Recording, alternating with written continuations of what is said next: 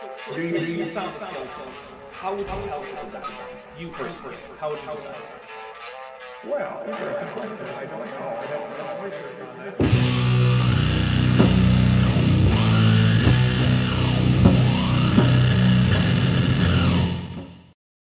Hey everybody, welcome to Tisdall Tuesday. I'm here with Chesh, of course. Oh, and Mothra's here too, my goodness. So, Hi, Mothra. We're at 26. What? No, that was still the same one. 26 drinks today because, of course, before we got here, Lieutenant Mac gifted 20 Dapper Dinosaur memberships. And then, after that, Metageeky Platypus Librarian gifted 5 more. So, yeah. Man. We are at a high number of drinks today. So I'm going to set a timer, and I'm going to waterfall for the number of seconds.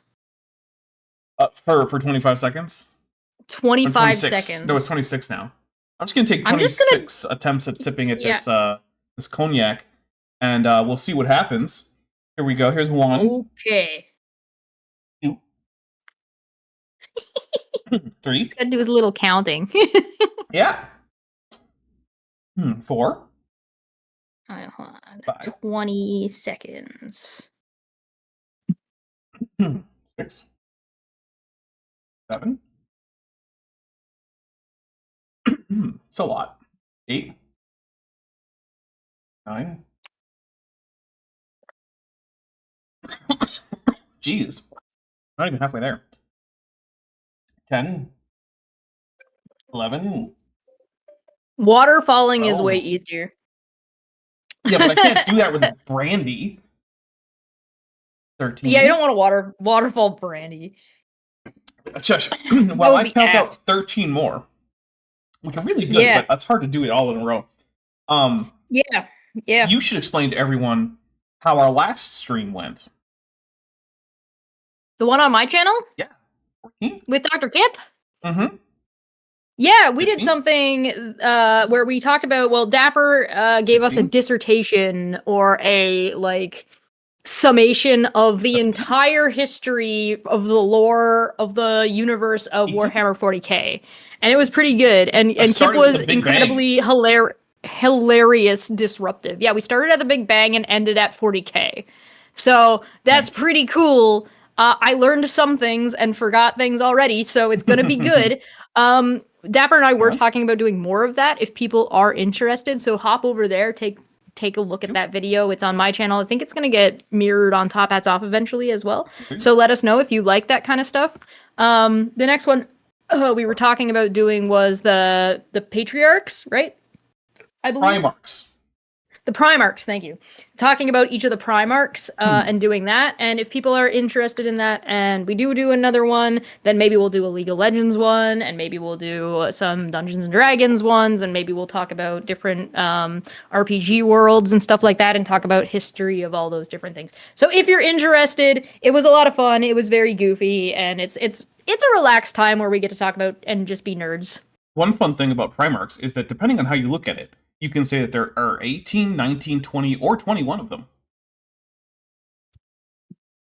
Neat. Yeah. Oh, we could probably do Magic the Gathering as well, too, and talk about, we could do Magic the Gathering, and we can talk about, Phyrexia and Innistrad, and then we can talk about the Planeswalkers and all that kind of good shit. Nabrondiputz for $5 says, I watched the lore stream. I think the worst outcomes in the Imperium could have been avoided if they were less fascist. You are not alone in thinking that. In fact, turns out being less fascist tends to lead to better outcomes. Yeah, it turns out actually even the current Lord Regent of the Imperium of Man agrees with you, but there's not a whole lot he can do right now. We're kind of stuck here, dude. Mm-hmm. All right, so we are not here for 40k lore. However, if we can get to 30 super chats before the stream is over. I was going to say, or the timer runs out, but the timer's going to run out after the stream is over. So it's before the stream is over. I will have Chesh try to explain the Horus Heresy to you. Based on what she remembers, which is... bad, terrible. Yeah, it'll be bad. Yeah. It's going to be a bad time. Yeah. When I told her about this before, she was like, didn't some brothers fight? And I was like, yes. You're spoiling it. So yeah, we're gonna try to get her through some Horus Heresy lore if we can get that. And also if we get to 15, I will be giving out a Steam key for the game Space Marine, which is the game that comes before Space Marine 2, which is currently still doing really well in terms of players and updates and whatnot. So if you want to see the story before that, that's the game I'm going to give away. And I think it's for like the more recent, like they did a thing where like they upgraded the original base game with like higher with like better textures and like maybe better post processing or something. But then they also did like a remaster, and the remaster kind of sucked. So I think it's for the one where they just increased like texture quality and stuff. So I think that's it, but no promises. But what we're primarily here for is to talk about the creationist nonsense of Lawrence Tisdall, a French-Canadian young Earth creationist who is given a talk here in England, and who has said some pretty wild stuff, and also just been just dishonest to a level that I'm not really used to. Yeah. Yeah. Like, at one point, Yeah. he pulled up some questions on a sample questions for teachers list that were true-false questions that were supposed to be labeled as false. And he was like, they're teaching this. It's like, no, it's literally an example false question for a teacher who's teaching biology. It's the exact opposite of what they're doing is teaching this. It was so bad. Yeah, it was so bad. Like, I don't know how to go ahead and say that was done in good faith. Like, I could be like, well, maybe his English is really bad, but it's not that bad. It's not nearly bad enough for that. That is the most dishonest I think I have ever seen anyone be ever. And I look at some really, really dumb lying liars who lie. Yeah. AQPAL or ACPAL, I'm not really sure how you would want me to pronounce your name, but says AIG are a bunch of elderberries, and you know what? That's good enough. I will take a drink for that. Thank you very much. I'm drinking for that. Yeah. We drink for those. Mm-hmm. I like that as you said it, like your voice got all reverby because you went like talking into the beer bottle. Yeah. It's good stuff. I gotta be careful doing that. I'm gonna get you demonetized. Yeah, well, just try not to insert too much of the bottle at one time. Yeah. All right, so let's go over the drinking rules, because we got drinking rules here. So, first of all, before we actually go over the rules, though, I want to say you are free to play along with alcohol, but if you would rather not, that's also fine. If you want to play along with water, juice, tea, coffee, soda, if you want to play along with a vape pen, if you want to play along by just eating a chip, I don't really care. It's just for fun, right? Consider drinking water. Yeah, also consider, water is probably a good idea. Especially after we started with like 26 drinks or something. Oh boy. Yeah. Haha, we're in danger. Mm-hmm. I'm already a little I wouldn't drive. Let's just say that. I wouldn't get behind the wheel of a car right now. Which is also something you shouldn't do if you play along with an intoxicating substance. And there's Mothra. So here's another drink. Thanks, Mothra. Yeah. Vandalia 1998, who's been a member for 60 months, says, Kent, who taught you how to do this? Eric, I learned it by watching you. Narrator, parents, who do young Earth creationists have? Thanks, what? Mothra. Oh, it was Mothra again. By Mothra. Won't stop. Nah. Kent. I learned it from you, Dad. Okay, you read it then. Kent, who taught you how to do this? Eric, I learned it by watching you! Narrator, parents who do young Earth creationists have kids that do young Earth creation. Citation needed. Thank you very much, Vandalia 1998. Alright, so yeah, if you do decide to play along and you use an intoxicating substance, please pace yourself, know your limits. Don't go out and drive, operate heavy machinery, fly an aircraft, text your ex. These are bad ideas. Don't do it. But that being said, Normandy Foxtrot, who's been a member for 24 months, says AIG is a toad of truculent talkleys, as is Tisdall. All right, we'll take a drink for that, even though I only understood most of those words.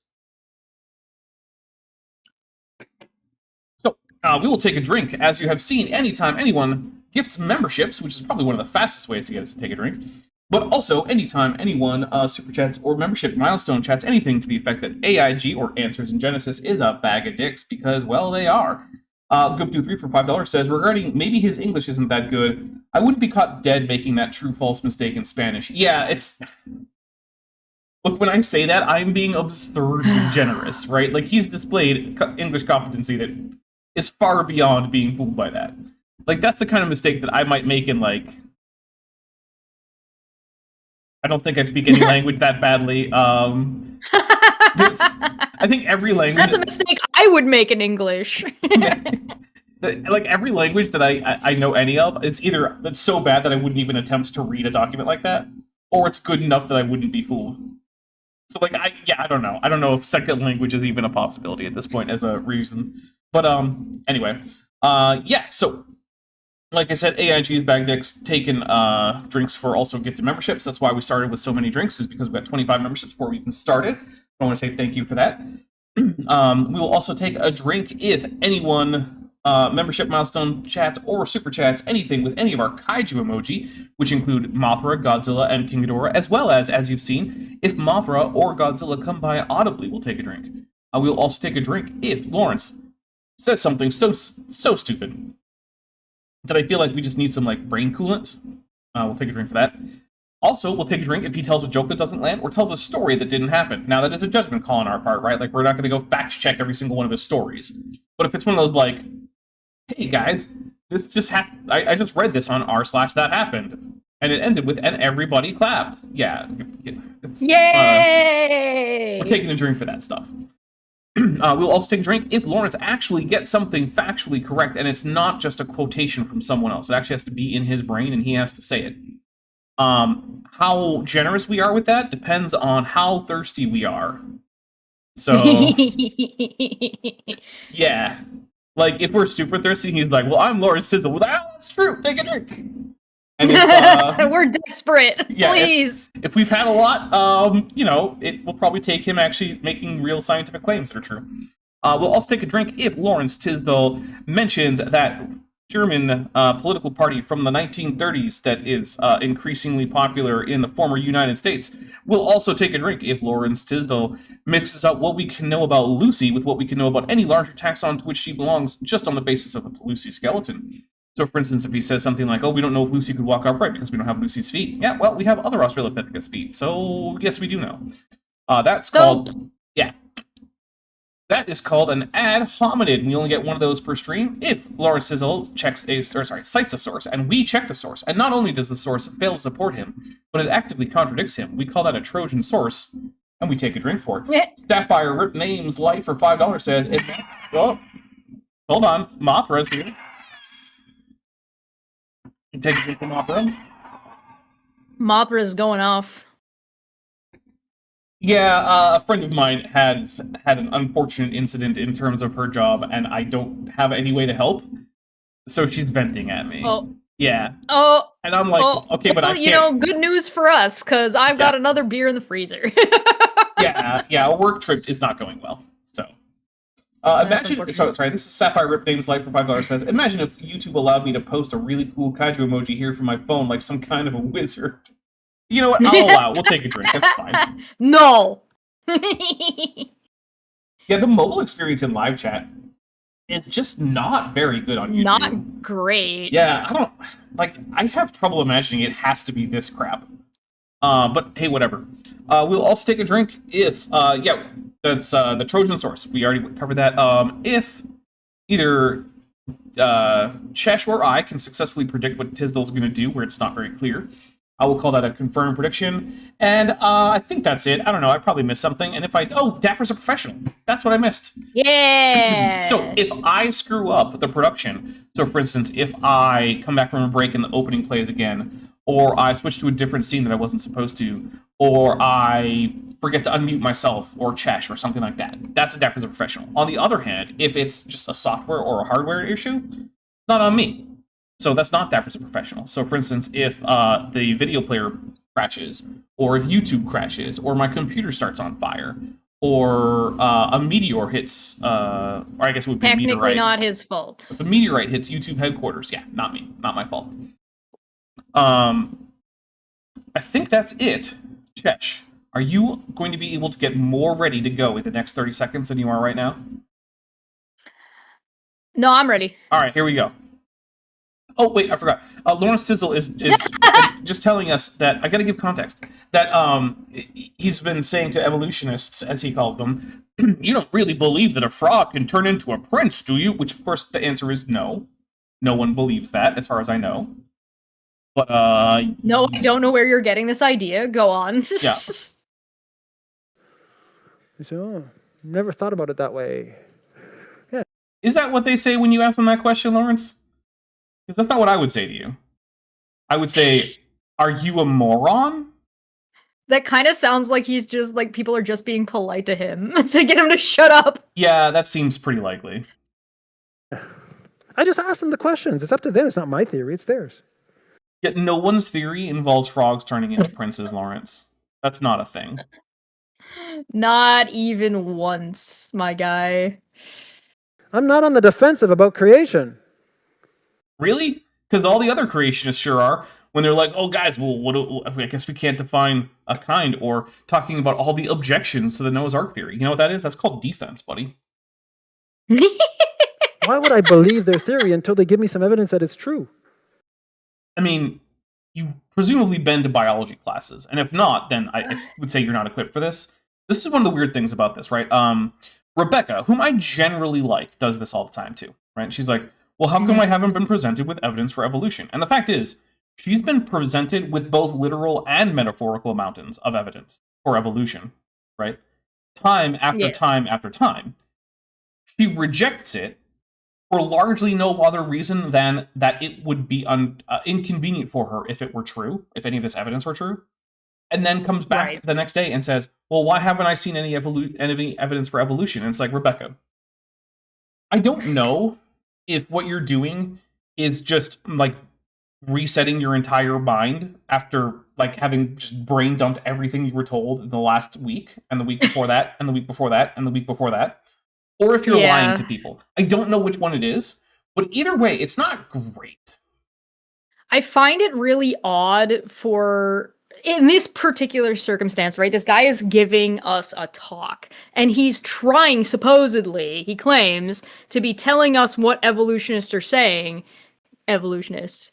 And now he's turning around and saying, I've never seen any evidence for it. It's like, then what are you showing us, my guy? Right? And yes, what are you doing? And yes, Vandalia, the Frog Prince is in fact not true.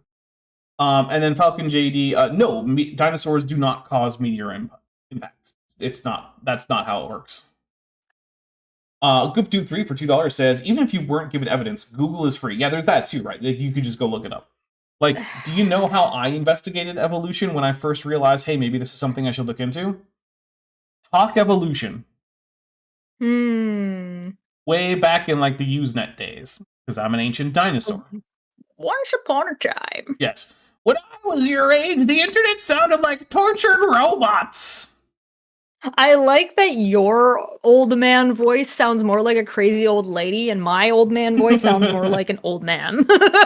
You know what? I'm okay with becoming a crazy old lady and you becoming a crazy old man. That works for me. It seems appropriate. You know, I'll hit like 65 or 70 or something, and I'll be like, all right, time to change all my IDs to say female. Changing everything. We're gonna both transition opposite ways. It'll be fun. Sounds good. I'm gonna wear so many summer dresses. It's gonna be so comfortable. Summer dresses are nice. Yeah, I'm aware. Like, it's not like the reason that some people don't wear dresses isn't because they're like uncomfortable, because there are plenty of comfy dresses out there. Yep. Yeah, That's true. Okay. Do you understand? I'm not trying to defend the creation theory. Everything around me demonstrates the creation theory. It would be wonderful. Look at the trees! Yeah, look at the trees. And the before look at the thing trees. Unlike some creationists who will just look at evidence for evolution and say, nah, every single time I've been presented with alleged evidence of creationism, it's been one of two things.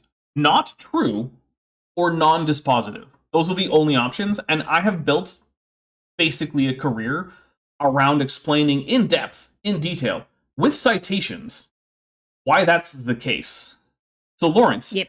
if you have anything around you that's proclaiming creation, please let me know what it is. But so far, Tell Elmo! yeah. So far, I have not encountered any such thing. And, yeah. Hey, we're 10% of the way to getting Chesh to try to explain the Horus Heresy. Hey, let's go. Yeah. I'll be willing to give her the occasional hint if she's completely stuck. Like, say things like, talk about Horus. That'll be very helpful, I'm sure. Yeah, definitely. It was fun, though, when we were streaming, and you were like, oh, so that's what the heresy memes are about. Yeah. I was like, yep. Suddenly, I understood all of the heresy. Mm-hmm. Well, I don't know about that, but you understood why heresy is a thing. I understood why heresy. Yes. Fossils, living. Salamanders haven't evolved in 161 million years. They just haven't evolved. I mean, what evidence is there of that? So here's a few things about salamanders. In terms of skeletal anatomy, salamanders are incredibly primitive, right? They have 5 fingers, they have 5 toes, they have a post-anal tail, they have a pretty normal, less amphibian skull. So on the one hand, you're cherry-picking the organisms that have done the least morphological evolution in the last, 160 million years that you could probably pick among tetrapods. So, weird choice there, buddy. A little cherry-picked. But second, it's also not true. We actually do have a fossil record of salamanders evolving from even more basal-less amphibians. So, I don't know. I am already irritated that he's showing coelacanth in the background. Oh, yeah, because we're going to talk about the coelacanth. Yeah. Okay. This guy is in your museum. You go into the Natural History Museum. First display on the left, I believe, on the first floor, I believe, is the coelacanth. I love it. I love it. I love it. Only God could have arranged that. I mean, I feel like a fisherman could have arranged it, but, what do I know? What? I feel like somebody working at the museum arranged it, but Yeah. okay. Yeah, a fisherman got it to you out of the ocean, then someone else preserved it, and then someone else set it up in the museum. And maybe one of those guys was God, but I doubt it. It's the theory that God is just working as a busboy somewhere. Yeah, here we'll start a poll. Okay. Is God actually a museum docent in England? Insert "What if God was one of us" song here. Here we go. So yeah, is God actually a museum docent in England? Yes, no, and turtle are the options. Please vote. It's very important. If you don't vote, then the turtle will be sad. Don't make the turtle sad. Don't. Sad turtles are some of the saddest things out there. It's so sad. Yeah. In fact, he might be so sad that he won't right himself next time he's flipped upside down. I saw a YouTube short of these two guys talking back and forth, and the question that they asked was, if you could get bitten by a black mamba or a specific type of sea turtle, the really big one, which would you pick?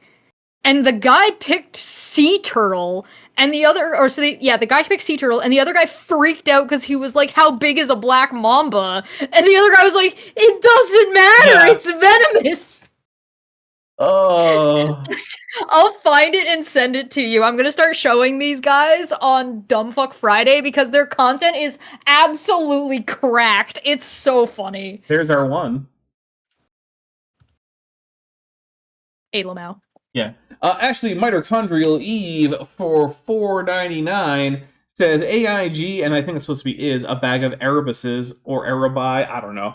Now, here's a list of what looks like a bunch of emoji faces. Thank you. And yes, Erebus is, in fact, a giant bag of dicks. Screw Erebus. Giant bag of dicks. Confirmed. Yeah. No redeeming qualities. You know his name isn't Not even even Erebus? one. What a dick. Yeah. He was a murderer and a con guy who found a priest walking around on a road, killed him, and stole his identity. What a dick. Yep, and he parlayed that into being the chief chaplain of the Word Bearers Legion Astartes. Dude. And then he ruined the whole galaxy. Because the coelacanth is supposed to be a fish, you see, that I mean, it is Supposed to be a fish? It is definitely well. If fish means anything, then it is a fish. But then again, so are you. So am I. So was the audience. before they found the live one, that was a transition form. Nope. Coelacanths were never thought to be directly transitional between anything other than, more primitive lobe-finned fish and themselves. Yep. Coelacanths represent... I also hate to be the bearer of bad news by guy, but just because something is still alive does not mean it's not transitional. Also true. But yeah, it's kind of like saying that, humans are mammals, therefore elephants are transitional species on the way to human. Nope, that's not how that works. Nope, not even a little bit. It was a form that was planning to get out of the water, and these were limbs that were actually developing on it. Also no, because those fins are in fact very ill-suited to becoming limbs. But there were other fish that were lobe-finned fish, like Sarcopterygian fish, whose limbs were arranged much more, or whose fins, I suppose, were arranged much more like the land-walking limbs of early tetrapods. And so much so that tetrapods are a group of Sarcopterygian fish, which already had diverged from the coelacanth line. Before Sarcopterygian fish, and coelacanths, kind of like sister groups. One didn't evolve into the other. They both have a shared common ancestor. And for $5, Josh McGee's 4900 says, there was an old band called Ed's Redeeming Qualities. The song of theirs I remember is King of Calypso. I've never heard of this band. I'm going to look it up right now. Okay, good luck. Okay, thanks. You're welcome. Okay, and that was believed and that was published. No, it was not. That's a lie. What? Believed and was published by whomst? Yeah. Citation. Dapper, can you drop me a citation needed, please? Please. Thank you. I can try. What do you mean? It's your thing and you can't drop a citation needed? Okay, I don't know if I added it back to this instance of OBS after my new computer, and I did not. Drinking for Dapper's a professional. He doesn't even have his own meme available. What the hell, my guy? At least I gave it to you. I have it. It's true. I know, yeah, and you make good use I of use it all the time. Yeah, I appreciate that. Lipso Ed's redeeming. Oh, there, Naronda puts has wallet. us with what is it? 1, 2, 3, 4, 5, 6, 8, 9 instances of citation needed emoji. Thank you very much. I found the song. Okay. Here you go. Let me know if this is the right one, Josh. And if it is, Go I'll on. try to listen to it later. 1938, they find a dead one in a boat, so it's living. Well, it's dead in that No, case. it's not. You just said it was dead. What do you mean? I think perhaps what he's trying to say is it's not extinct, which also that doesn't prove, but it is very good evidence. I just think that's really funny. They've got one dead in a boat, so it was alive. I guess it was. Sapphire Rip Names Light for $5 says, "What's the over/under for the Omnissiah being a fish that rejected the weakness of its flesh?" Well, since the okay, well, so there's a big question there. Is the Emperor the Omnissiah? Because if that's the case, then really super high, because the Emperor is a human and humans are fish. Is the Omnissiah actually the creator of the universe? Well, then he's definitely not a fish. By that, I guess the machine god, so never mind. If the Emperor isn't the Omnissiah, though, which is what the Dark Mechanicum says, then we don't know what the Omnissiah or who the Omnissiah is, and so we can't actually assess the probability. So I'm going to say that, as a loyal servant of the Adeptus Mechanicus, that the chances that the Omnissiah is a fish are 100%. Because, of course, the Emperor of Mankind on his throne on Holy Terra is indeed the Omnissiah. Yeah. Thierry Rana, who's been a member for 27 months, says the Emperor should have gone for Horus instead of Horus. Yeah, maybe he should have listened to the Primarch's mother and made a few girls. But then, of course, what would have actually happened is that everyone, not just the gender swap fans in the 40k fandom, would just be posting all sorts of Primarch thirst traps for the female Primarchs. That's all that would have happened. Yeah. At least when people post Lilith Hesperax thirst traps, that's kind of what she's going for in the lore. Yeah. Anyway, here. Oh, there was a AIG's Bagdix and a Mothra, and unfortunately, a pelagic tunicate. Gross, but we'll take a drink for it anyway. I drink for these. Yeah. Mine Finished Sock says, "Don't promote the stream for the wrong time. Like and share the stream for the correct time instead." Yeah. It's the time change, and also 2025 is just throwing me. Is that a Dapper's a professional? It would have been had I not fixed it before the stream started. Ooh, yeah. Good job. Thank you. I mean, it's living somewhere in the world. So then there's now a website called dinofish.com where you can actually see videos of it and you can see it. A very interesting creature. One of the most fascinating things about this creature is it lives at 300 meters below the surface. Mm-hmm. It's not a really good candidate for coming out on the beach. Well, no one ever thought it was supposed to be, but also, all of our fossil examples of coelacanths are actually shallow water, marine, and freshwater animals, because not only is the genus Latimeria, to which both species of living coelacanth belong, not represented in the fossil record, neither is their family Latimeridae, which means that all of the fossil coelacanths are actually not very closely related. This is literally like saying, oh, hey, look, people said that, I don't know, say, in the far future, mammals have gone extinct. And someone was like, oh, but we found... Oh, that's not a good example. What is an actual good example? I don't even know what's a good example. It's just dumb. Yeah, it's too dumb! Yeah, it's too dumb. I can't even think of an example. Oh, man. Yeah, as Katina Peckbase says, 2025 is a very valid excuse. Yeah, it's... Especially late 2025 has just been throwing me. Like, I've got a trip coming up. I just bought new shoes, and now like times are different for different shows, and I'm trying to explain to everyone and coordinate, and all my scheduling is off. And yeah, November is...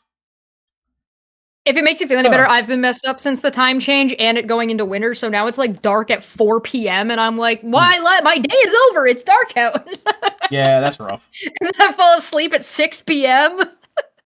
Actually, coming up this weekend, the temperature is supposed to drop to 8 as a low. It's too cold. Oh, that's not good for you. No, I'm like, it wait, was snowing. 8? It is currently 3 degrees tomorrow. Oof. I might actually die if I had to live Celsius. someplace where it's 3 degrees. Yeah, you would have a bad time. Yeah, my knee would probably make me immobile. Shit is not your jam. No, it's really not. That's why you're marrying Manya, not me. Yeah, that's true. So I can go live in a nice, hot Australia. Married to Manya. Yeah. Where I will ride into our wedding on a kangaroo. I'm here for it. Yeah. And she is in charge of renting that damn elephant, because I'm not going to be in charge of that. Mm-mm. I thought I was in charge of the elephant, because I was just going to steal it. Oh, well, I mean, look, I can't be involved in the theft of an elephant in a country that I'm trying to move to. With my brand new wife. I'm in charge of stealing it. What's unclear No, here? you can't tell me about it, because then I'll know and they'll ask me about it. Yeah, but you don't think I'm actually going to do it. Well, yeah, but now that you say that, you don't think I'm actually going to do it. Now I think maybe you will. Stop shooting yourself in the foot. Wing of shoe for $2 says, baby, it's cold outside. I'm shooting myself in the foot. I'm shooting you in the foot. No, because I'm just going to tell the cops and then be like, oh, really? So tell us more about this. Well, yeah, chest. fine. Tattle on me. I'm going to be gone by then. It's fine. I'm pretty sure that Canada has an extradition treaty with Australia. They're not going to extradite me for an elephant that was left there. It's fine.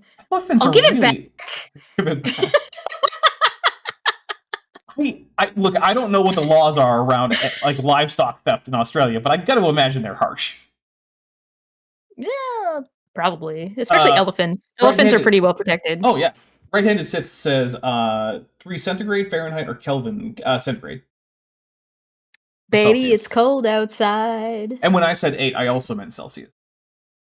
No. Because I have an international audience, which is why I have switched my phone to Celsius so that when I look at it, I know how cold it's going to be in numbers that make sense to most people, not just the literally fucking nobody. Also, the Liberians, Chesh. The Liberians use Fahrenheit. Yeah, all 20 of them. Actually, I think some people in the UK do too for like what the outside temperature is. Yeah, well, they're wrong. Stop being wrong. I don't know, it's an arbitrary number. Like any system is just as good as any other.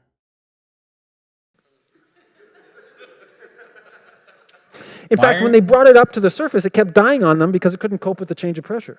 Yeah, that's what happens to deep sea animals. Dude, Go figure. I'm shocked, truly. even if Latimeridae, the family to which both species belong, were present in the fossil record and in shallow water deposits, it's been 66 million years. Things can adapt to a new environment in 66 million years, dude. What is happening right now? No, they can't. I just, you know what? Right-handed Sith, why don't you use Kelvins? It's the best system. No, I'm going to use Rankine from now on. Yep, from now on, I'm going to use Rankine. Mm-hmm. This guy's the worst. Yeah, I do think Chesh dropped a second F-bomb. We need an F-bomb fund for Chesh. Oh, did I? Yeah, Chesh, you gotta be careful. My bad. I'll have to kick you out. I'll give you the boot. I'm sorry. I'll only bring you I back. blame you for giving me 26 drinks to start. That's not me. That's on Lieutenant I feel Matt. like I've been set up for failure. That's on Metageeky and Lieutenant Matt, and I thank them very much. And hey, if What's you want... Phasmophobia? Phasmophobia is a video game about hunting ghosts. Yeah. Actually, I saw a teaser for a game that seems like it's in the same genre, but it's like different kinds of aliens on a spaceship, and you got to go and retrieve like the goods from the spaceship while avoiding the various. So basically, it's like Phasmophobia crossed with Alien Isolation. And I was like, you know what? That sounds fun. That does sound fun. Yeah. But also, you can get a gun, and I like it. But also, you get a gun. Gun. It's my favorite spell. Is I cast gun. Gun. Really bad candidate, actually. Well, it was never a candidate, so okay, cool. What? It's a really bad candidate for the thing it's not doing. Right. The thing no one has ever proposed that it was doing. The thing I made up, and wow, man, my straw man's really holding up. Yeah, look how bad the coelacanth is for my straw man of evolution. Can you believe it? Yes. Yes, I can. Jeez. It has it has a nose that has, it can feel the magnetic, I think it feels its the prey or whatever it wants to see around it using magnetic fields. Yeah, that's a pretty typical fish thing there, Lawrence. Yeah, that's like sharks can do that. Actinopterygians can do that. Some Sarcopterygians can do that. Alligators can do that. That's not actually all that unusual. That's pretty neat. It is very neat, but it's also like, it's neat. Not what this guy thinks it is. Right, exactly. It's neat, but not in all of in the way he thinks. A very advanced creature. And here's the fascinating thing about this creature. Okay. The fossils appear 350 million years ago, evolutionary years. They disappear 90 million years ago. And my understanding is they last a little bit longer than that, but like it doesn't matter. But it's still alive. Okay. Whoa! How do you do that? Oh, I know. The ones you're talking about, Good. like you said, are deep sea fish. You know how many deep sea fossils we have, Lawrence? Basically none. Other species in other families that you were also talking about as the fossil coelacanths, they were found in shallow waters. So what happens is all the shallow water species went extinct, and the deep sea fossil, or the deep sea species that we were never going to get fossils of in the first place, didn't. You know why they probably didn't? Because the deep sea is way more stable in terms of climate than the shallow water. Wow. Look at that. We explained it, everybody. Congratulations, everybody. We did it. I didn't think we could get there, but we did it, everybody. I don't have to answer that. I keep asking them, how do you leave fossils for 200 million years, and in the last 100 million years you don't leave anything, but you're still there? You don't, because we have literally 0 fossils of Latimeridae. I like the idea that he thinks that the coelacanth individuals are the same ones that are still alive. Like, that seems to be the only way what he's saying makes any sense. Yeah, I imagine if questioned on that, he would disagree, but like, Yeah, I'm sure that's not what he's saying, but that seems to me to be the only way that what he's saying makes any sense. It has to be alive the whole time, otherwise it can't leave a fossil. Like, dude, we can make fossils and have fossils of things that are still alive. So your implication has to be that the only way that these coelacanth didn't leave any fossils is if they were alive the whole time, the individuals, because then they would literally leave no fossils. Yeah, and really, the explanation is so damn In simple. other news, this is dumb. Yeah, and we can also think about, like, okay, how many tuatara fossils do we have? Right, that's a living creature in New Zealand right now, and they're rhynchocephalians. They're the only living rhynchocephalians. There's 2 species, or maybe it's 3. I don't know. It goes back and forth a little bit. It's a little confusing. We really don't have too many rhynchocephalian fossils anywhere, because the only ones who survived on a tiny little few islands in New Zealand. Oh, but all the other rhynchocephalians went extinct at the end of, like, the Cretaceous. Yeah, they did. And you know what? None of them were the ones that we have now, and we don't have the fossils of the ancestors of the ones we have now, because that's how the fossil record often works. If one small bit of a lineage persists on late past the extinction of the rest of its lineage, you typically don't get a lot of fossils of that one tiny little lineage living in the middle of nowhere, or in this case, at the bottom of the ocean. We wouldn't expect it to. Go figure. Kent Jeffrey of Arimathea Halstead says, Chesh, stop effing swearing. No. Come on, Chesh. We're trying to do a PG-13 kind of deal. No. You're taking us solidly into R-rated territory.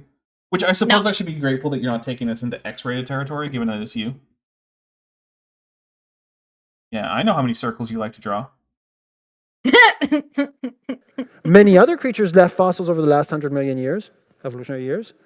How do you do that? Well, it helps when you live in shallow water, Lawrence. How do you do that? Oh man, I don't know. Jeez. It helps if it helps if you're in a place where the sediment isn't constantly getting recycled and also isn't super hard to get to. Like, Lawrence, how many expeditions to the bottom of the ocean to look for fossils do you think there have been? Like, really, how many?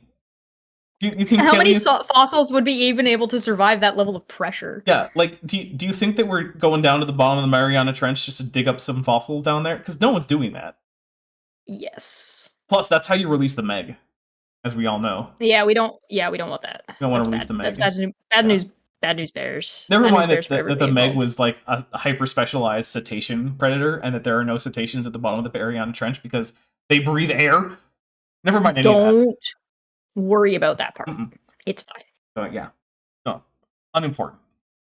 Also, I love that the only thing that's like the barrier between the Mariana Trench ecosystem and the rest of the ocean is like some cloudy mist, and a submarine submersible breaks through it, and suddenly the Meg can just get out. It's like, what? Okay, bye. What a silly movie. That isn't coherent. Oh, wow, the worst possible outcome. Something that's not coherent. You know what? You're right, Lawrence. Your straw man isn't coherent. I'll take a drink for you getting that right. Yeah, he got it right. Unbelievable. We drink for those. Unreal. Now, here's their answer, because they do have a escaping clause. What do you do with this issue of the species being sudden? Dr. Stephen... A species being sudden? What does that mean? What? What does that mean, Lawrence? Tell me. Stanley and Dr. Stephen Gould developed this idea of neo-Darwinism, New Darwinism. Oh, he's going to get Gould wrong again. No, they didn't. Neo-Darwinism was basically something from like the 30s and 40s or something. It was not what Gould was doing. Gould was trying to introduce mechanisms for macroevolution that were distinct from those of microevolution to explain a pattern in the fossil record where at the level of like species, not even genus, but species, right? It's hard to find transitions. So what that means is like, so we'll take a genus, right? We'll say Canis, right? That has wolves, jackals, coyotes, and by wolves in that first case I meant gray wolves, right? So like there's 3 species. that we've got: coyotes, jackals, and gray wolves. It also includes the red wolf, but the red wolf is weird, so we're not going to talk about it. We're not likely to find transitional species fossils between those three species, right? However, if you're looking at like transitions between different genera of canid, so like between the genus Canis and the genus Vulpes, or the true fox, or the genus Chrysocyon, which is the maned wolf, or Lacaon, which is the African wild dog, right? We will, in fact, often find transitional species forms at those levels and above, and including at the family level, the order level, the class level, and so on. And we do. So Gould was sitting there saying, okay, why is it that we can get transitions from basal carnivorans to caniform carnivorans to canids to canines to old world foxes and canis, but like we can't do it within the genera? And so he came up with this idea of punctuated equilibrium, and some of it has held up. Honestly, most of it hasn't. But also has nothing to do with the question of why we don't have fossils of coelacanths.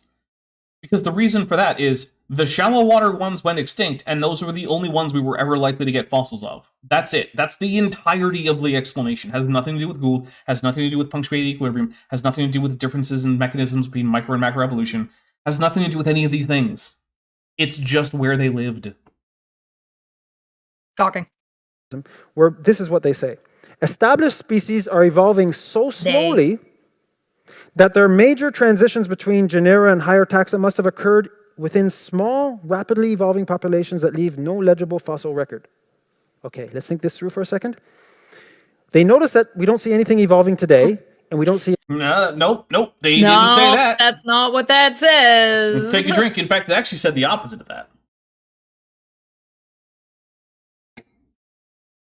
And for $5, Joshua Geese 4900 says the Red Bull a la the last unicorn. The last unicorn. Oh, you know what? Saying Red Bull What? just reminded me of that time that Red Bull Cola was a thing, and I tried a bottle of it or can of it in Hawaii, and it was disgusting. Oh boy.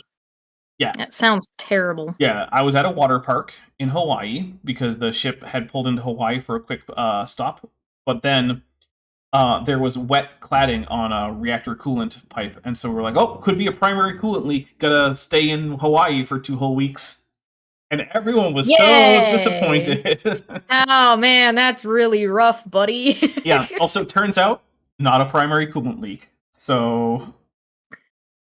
Yep, we stayed in for weeks while mostly civilian contractors came in and stripped out the cladding from the reactor compartment to see where the leak was. Couldn't find a leak, put new cladding on, and the whole time we were just like hanging out in Hawaii. And yeah, I was at a water park and I tried a Red Bull Cola, and it was possibly, I think it might have been the second most disgusting thing as far as beverages ever tasted. I hate Red Bull, and I also hate Jaeger. So I have like a really bad time under some circumstances.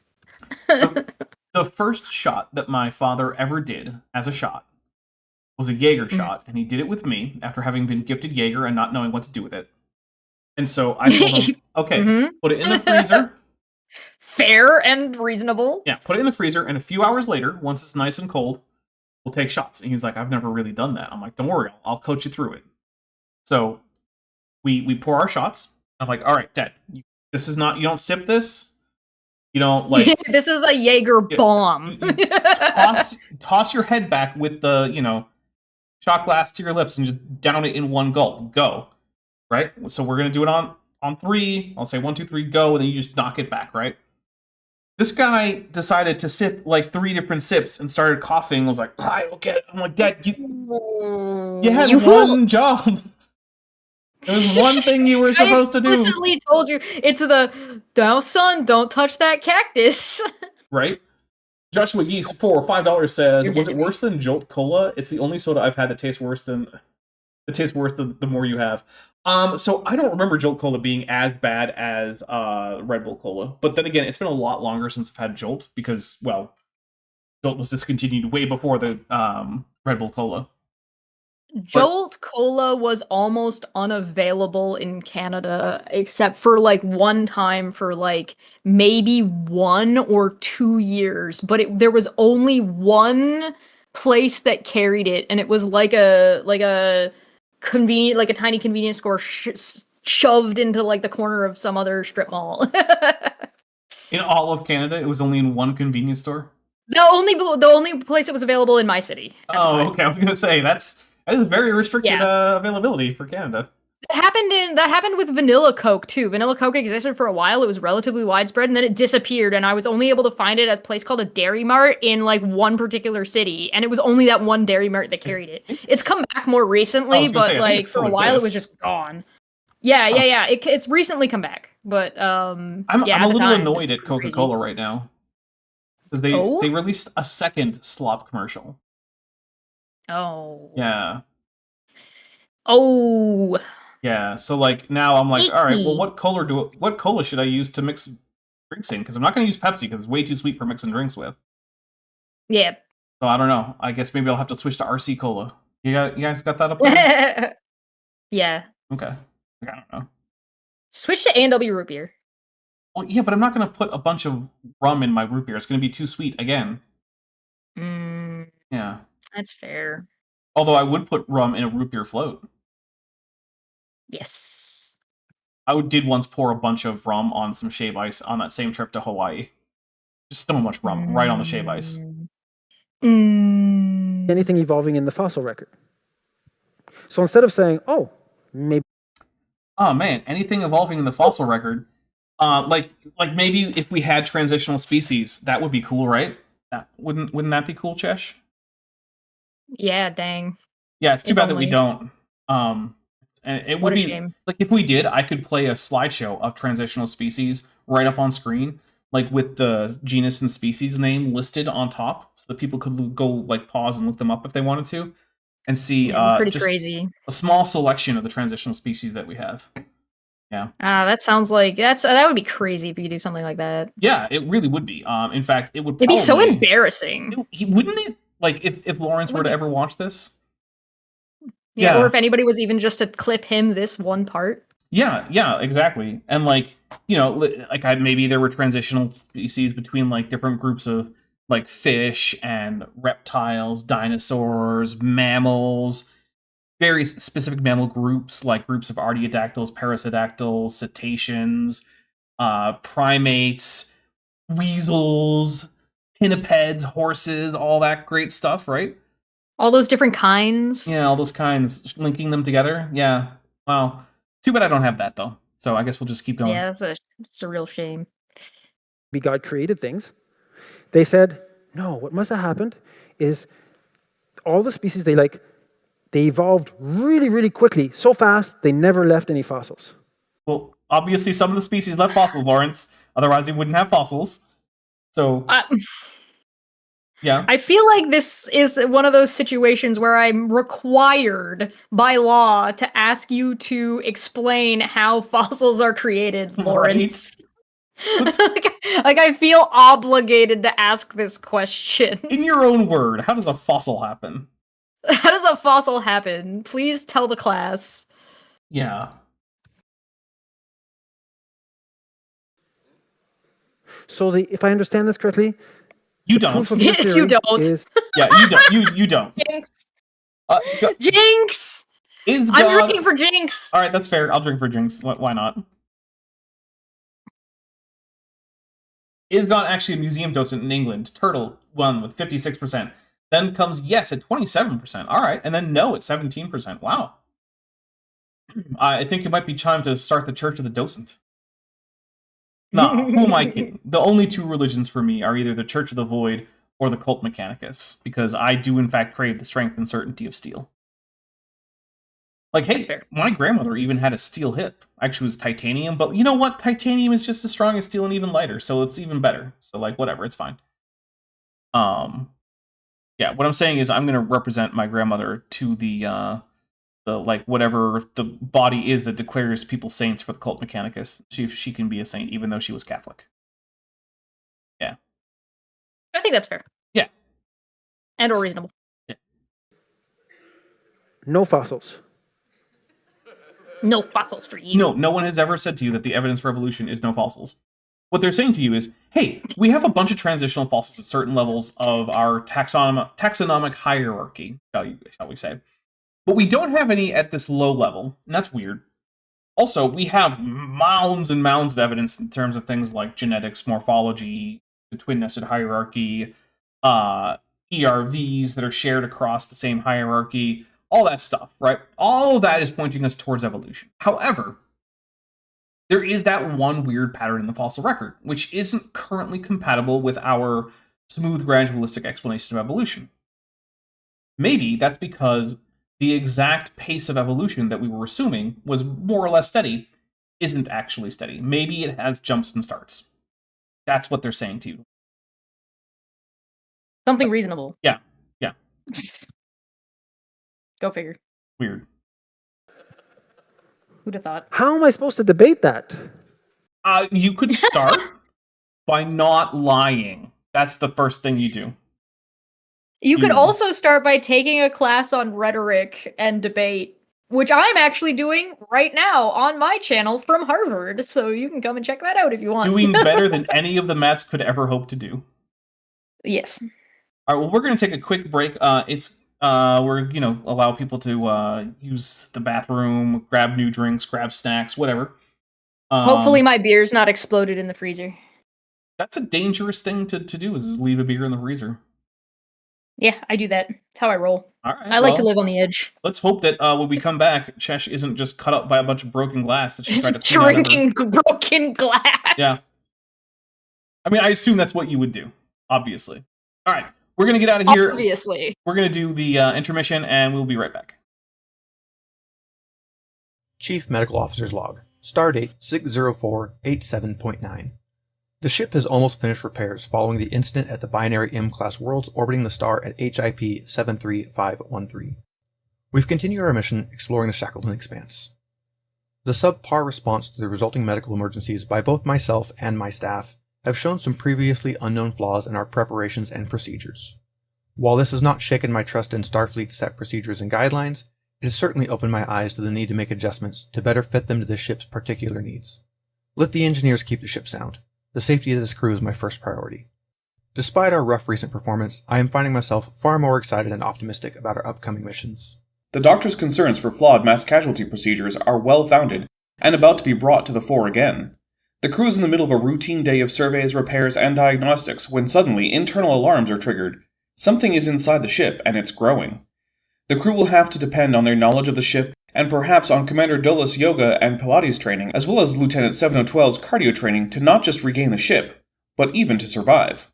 Can the crew operate the ship when no corridor or compartment is safe? Will they regain control? And how many lives will be lost in the effort? Find out next time in Jeffrey's Tube Jam, only on the Top Hats Off channel.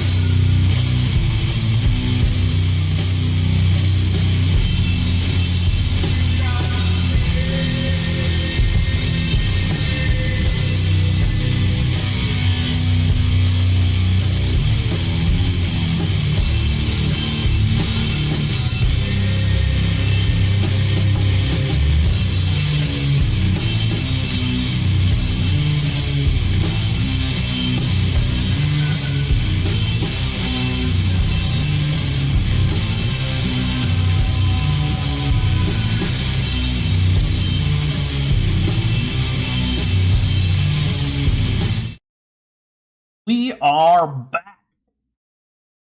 Welcome back. Hello. Hello.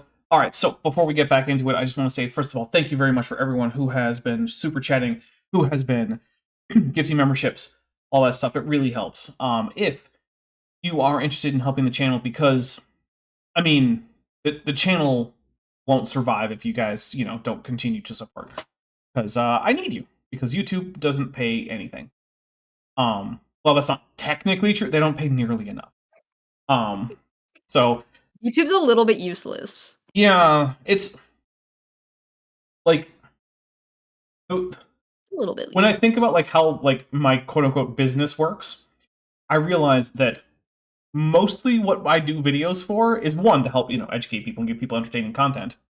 But like from a business standpoint, it's to attract people, some fraction of whom may go on to become patrons or channel members or something like that. That's what those do in terms of the business side of all this. What we do here. Yeah. So if you are enjoying what I do here and you would like to support that, and you can afford to, which is important, please don't give me money you can't afford. I would first consider checking out the Patreon. The Patreon is where I get to keep most of the money in terms of all of my fundraising activities. It is where you can get early access. You can get access to my super secret Discord server that I talk about in every single stream. That's why it's a secret. Shh, don't tell me. You can also get higher perks at higher tiers. It starts at $1 a month. You can get a 15% discount if you go annual. There's also the channel memberships, which gives you almost the exact same perks. But it also gets you your name will turn green in the chat. You'll also get a cool little badge after your name. You can see like Atomic Squirrel. Just put chat in, and there's a little badge after the name. That's one of the badges you can get. That starts at $1.99. You still get early access. You get access to the same Discord server. There is no annual thing though. If that's not your thing, but you still want to help out, please remember that super chatting, super thanks, super stickers, and gifting memberships also helps out a whole lot. And some of them can make us drink. So, there's that. Yeah. We're already at 39, and I mean, if you want us to get super hammered, I don't know, another 20 memberships. We'll get there. Brother! Side note, yeah, and if you want to support me, just go subscribe to my channel. Yeah. I'm sure the link is in the description. It should be. I don't ask for much. I'm pretty base. Watch it not Is be. I suck. It'd be very funny if it wasn't. That'd be a drink for Dapper's a Professional. You can also click my name in the side chat. It is there. Hey! Featuring I Goblin Queen exist! Chesh. Good job, everybody. Hooray! The Discord is basically 99.999% autistic people. I don't know if that's true. But if it is, okay, fine. I'm okay with it. Let's see. But there's also I have a Amazon wishlist linked to the description. It doesn't usually help me financially. What it really does is it just gives me a rush of the nice happy brain chemicals, because sometimes I need that, especially lately. So, and for anybody who cares, my drink is not frozen. Oh, good. And is it full of shards of broken glass? No, not this time. Okay, good. Say that like I haven't done stuff like that before, where I've like just take the bottle and put it into a a bigger cup, and then I can just run it through a strainer, and I can drink it. That's such a bad idea. It's a terrible idea. Don't be like me. Yeah. I just lost my train of thought. Oh, right, yeah, so there's a wish list. Oh, sorry. Was that too much? Yeah. There's also, there's merch if you want some merch. I'll be honest, I don't actually make almost nothing from the merch, but it's still fun to see people, like, wearing the t-shirt or sending me pictures of, like, oh, look, I got the blanket or a pillowcase or whatever. Yeah. It's cool. And if a financial thing isn't your zeal, that's fine. There are a lot of free ways to help out. The obvious ones are liking, sharing, commenting, participating in chat, all that stuff. That really helps a lot. It helps bring new eyeballs onto the channel. Also, if you want to help out with my getting my videos produced, I have a section in my description called "How to Render for Me." You download the program from the website that's linked there, and you use the login information in the description, and that will set you up to render for me on the render farm that I use. And the way that works is when you render for me, I just get those frames.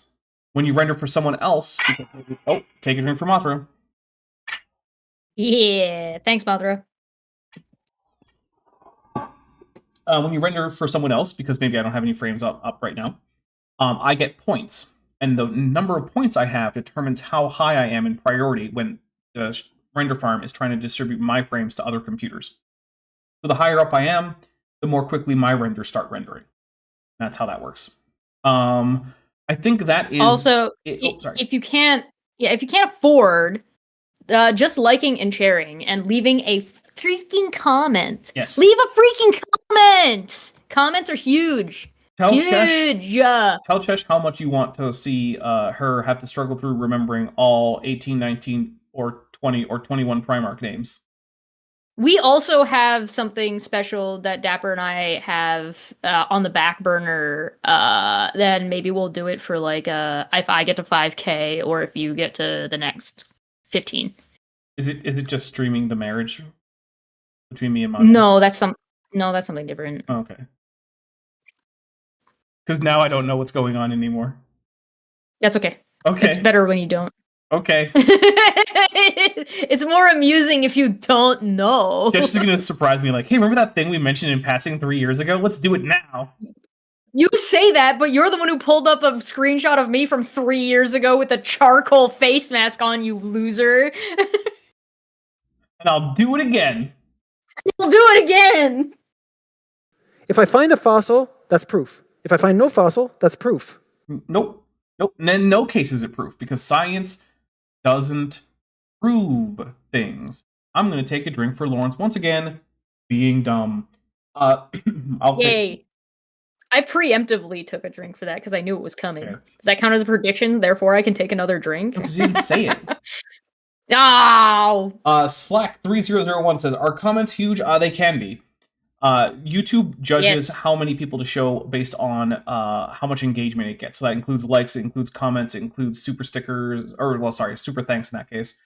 It also includes dislikes.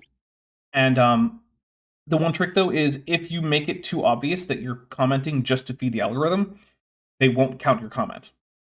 So yeah, you gotta, actually leave a comment. Yeah, don't talk about the algorithm. Don't say that you're just doing it for engagement. Don't do those things. Pick something about the video and comment on it, or just give a generic, oh, I love this content, Dapper Dinosaur has the best video, something like that. Yeah, because if you just say something goofy to us, because, I mean, we're around. We read the comments. I do. You can say something dumb to us. It works. It's infrequent that I don't read a comment. Although, if your comment gets, auto-censored by YouTube, then I probably won't read it. But in that case, just don't put a bunch of curses in your comment. Yep. Leave a comment that your grandma would be happy to read. Unless you're leaving a comment for me, in which case you know what to do. Yeah. Is it possible to refute a theory like that? Well, like your straw man of evolution? I don't know.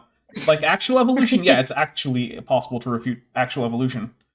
You could just show data incompatible with evolution, right? Like, show me a mammal who's genetically more closely related to a spider than to other mammals. Boom! Or, what's the classic one? Show something that has no, nothing that it came from? Yeah, show something that doesn't have any a spontaneous, spontaneous ant creature of some variety. Yeah. So, Jillian, if both your grandmothers are dead, like mine, then you just make a comment that you would be happy for them to read if they had read it while they were alive. Or just leave a comment for me, as if I am your grandmother. That would be weird. Yeah, it would. Do it. I'm going to pick the best one. Okay. It has become irrefutable. Unfalsifiable. Oh, man. Yeah, what's unfalsifiable? The thing that actually relies on data that could be actually disconfirmed via statistics? Or the one that has the omnipotent being who can do literally anything and therefore can be accommodated by literally any data set? I don't know, man. Hard call. I'm taking a drink for how stupid that was. Okay, good. I was waiting for that. I was like, we're drinking for this, right? We're drinking for this? Yay! You're Dapper. I miss you, Grandma. Love, Jillian. Yeah, Uh, Grandma Chesh. I mean, I did put on my grandma voice earlier. Yeah, we did that thing. It is not science anymore. No, your face isn't Okay. science. True, it's not. Very quickly, Why am I? I ask myself that about 2 or 3 times a week. Why is Chesh? Be like that. Why? Oh, about me? Yeah. Oh. That's rough, buddy. the smallest organism, it's not, they can't really live on its own, has 468 genes, average length of 1,000 bases, so 468,000. They decided to take apart bits and see how far they could get it down. Okay, does it have 468 genes, or 468,000 genes, or 468,000 nucleotides? I'll tell you, it's 468,000 nucleotides, because I know what he's talking about. It's a small bacterium it's also only the smallest known genome, and it's a parasitic bacterium that is in fact a venereal disease that infects humans. So, Yay! that's fun. Yeah, it lives in the urethra. That sounds about right. Mm-hmm. A car can run without a roof, call it a convertible. It can run without, without tires, I guess. You could take off the bumpers. I You guess. can't take the motor out. Wait, how would a car work without... What? I guess without wheels would be a problem. I guess without tires it could... Okay, fair enough. Yeah, but also I'm a little bit stuck on the concept of a car works or runs. Okay, so do you mean runs as in the engine functions? Because you can get a car to get you between point A and point B without an engine. All you need is a hill. Oh, hey, Mark Reed and their viewers just joined. Hello, Mark Reed and viewers. Welcome. Hey, welcome. Yeah. So when you say it runs, what do you mean? Well, I think in this case he means it functions as a mode of transport. I think. So from being able to get from point A to point B. Yeah, probably. There are convertibles, so yeah, saying a car works without runs or functions, or can get you from point A to point B without a roof is fine. It can also do so without tires. Can it do so without an engine? Well, it depends on where you are and where you're trying to go. All right. Right? Certain things you Also, have an to engine have. is more than one part. Wait, what's up? I said an engine is more than one part. If you're gonna call the tires one part and not wheels, then the engine is made up of more than one part too. Yes. Yeah. Well, that's one of the problems that creationists have. By the way, it's Bad analogies? Mycoplasma. Well, Mycoplasma genitalium, by the way, is the microbe that he's talking about here. So, yeah, what I was really meaning though is that they creationists like to call things like, oh, look how many parts it has. But then if you ask them, hey, what counts as a part? They don't actually have answers for that. And I know because I had that exact conversation with a creationist on Jackson Wheat's channel, where I was like, okay, what does it mean for something to be more complex? And he was like, well, it has more parts. I'm like, okay, well, how many parts does my hand have? I don't know. Well, is there anything that you can say is a part of the human anatomy where you know how many parts it has? Anything? How many parts does my skull have? How many parts does my finger have? Anything? No answer. Oh, okay, cool. Because it's almost like it doesn't work like that or something. Joshua Geese for $5 says a car can run without an engine as long as you're at the top of a hill. That is a good choice. Yes. It depends on where you are and where you're trying to go. If you're not trying, and a car can run to a degree without an engine if you put your feet through the floor and run like you're the Flintstones. So, what are you trying to do? How heavy is your car? Are you defining the term car properly even at this point with how crazy this guy is? I would like to point out that we are 5 super chats away from releasing the Space Marine theme key. Which, remember, you don't have to super chat it or be a member or anything else to get. You just have to be fast. And also agree to tell me whether or not you got it when you try. Even Chesh can't get it because she's on the channel as a guest, so it will be, unfair. So don't get it, Chesh. Okay. For a car to be a car. So this bacteria has to have certain things to keep it functioning and You're alive. defining a car by an engine? Lots of things have engines that aren't cars. Also, bacteria is the plural. Bacterium is the singular. I'll let that go because, English is a second language, but... I'm gonna fight him. Okay. Well, I mean, he does live closer to you than he does to me. Probably. You could just drive down the street, eventually get to him, because there's only one street. The one down the one street. Yep. There's one thing I know about Canada that is a true fact, is that there is only one road in all of Canada. Yep. It's called the Trans-Canadian Highway. Yeah. True facts. They managed to get down to 250, and I predicted that's not going to be enough. And they said 250. I said, no, that's not going to be enough. And I published this. I said, no, it's going to be more than that. Because that's in a theoretical perfect environment, but nothing lives in a perfect environment. So what they really found out a couple of years later was that it's 397. So the most simple... I would love to see a citation on this, because as far as I know, there is no well-established minimal genome that has rigorously been shown. This is how big it is. We know that for these reasons. There have been hypotheses, but yeah, I don't know that anyone has done this, which is why I would love to see the citation. But we're not going to get any citation, because why would we, right? Doesn't creationism posit a perfect environment to begin with, though? I mean, yeah, that's a good point. Why didn't God create some minimal genome bacteria? I guess if he did, then the fall would have made them go extinct. I don't mean to dunk on this man's parade, but Yes, I you do. absolutely mean to dunk on this man's parade. Exactly. As you should. This man's parade is very dunkable. This man's parade deserves it. It's like those Dunkables for the school. Dunkaroos? Dunkaroo, that's it. That's what I'm going for. Dunkaroos. It's like a Dunkaroo. I got. It's okay. I got you, fam. Thank you. I'm also glad they had Dunkaroos in Canada too, because otherwise, what was I talking about?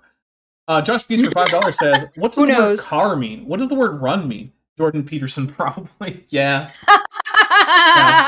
I hate you. Well, you see, it depends on what you mean by car and run and mean. What does mean? Okay, also, I love that when I cry. Was it genetically modified skeptic? I don't remember Drinking for this. who it was, but someone's like, okay, Jordan, you go back in time and you're sitting in Jesus' tomb. Do you think you see him come back from the dead? Yes or no? He was like, yeah, I think I would. It's like, okay, then why are you pretending that you don't think that whenever anyone asks you about your belief in Christianity? That was either genetically modified skeptic or Connor. Oh, it was Connor. You're right. Mm. Yeah, it was Connor. Once you said it, I was like, oh yeah, and I had the image in my head. Yeah. I know what's up. Jordan Peterson. Why do Jordan Peterson ? I really want to know, who does he think he's impressing by pretending not to be a Christian while being a Christian? Incels. Yeah, maybe that is it. Incels, just go be Christians, I guess. I don't know. No, don't. Just stay alone in your basements. Don't. Just don't. Organism on Earth has a DNA chain that's 397,000 parts. I guess a part in this case is a nucleotide base pair. For some reason. What? Yeah, I guess. And when I say a part, that part is actually made up of parts, but let's make things easy. How do you start things off with 397,000 parts without intelligence? I don't. No, you probably don't. Cosmic Skeptic. What? Yep. Alex O'Connor. Yeah. I said Connor. Yeah, Alex. There's a few things. One is, that's the minimum that's a minimum that you're citing as being the minimum for a cellular life form. The first life probably wasn't cellular. The very first replicators, we absolutely know weren't cellular. So the very first cellular life form with this minimal genome would have itself already been the result of probably hundreds of millions of years worth of selection for replicators that were pre-cellular. So that's where it comes from. Because we know that non-cellular, like RNA-based replicators, don't need tens of thousands of base pairs. They need tens. And that's the kind of thing you get just kind of floating around if you have the right amino acids. And we know of sources for those amino acids that could get that. So, this is I don't know if it's a bad question, but it certainly relies on just not understanding where the current thought is in abiogenesis research. But also, the fact is, even if we say, okay, the first life had to be a miracle, there's no way it could have come about naturally. You know that doesn't change? The age of the Earth, the common ancestry between humans and snails and fish and Basically trees. anything. Yeah, it changes one possible option at the very beginning of life on Earth. The rest of it remains true. But what creationists love to do is they love to go to the place where biology currently knows the least. And that's where they want their God to live. But the problem is that even if it's true that that's where God lives... In a specific... Oh, sorry. I'll take that. That's a dapper as a professional. Right? Hey. So even if it's true that that's where God's acting, is the very beginning of life, it doesn't do anything to like help with the flood story, special creation of humans, the historical like accuracy of like say the Pentateuch. It doesn't help with any of these things, right? All of those things remain just the way that regular scholarship thinks they are.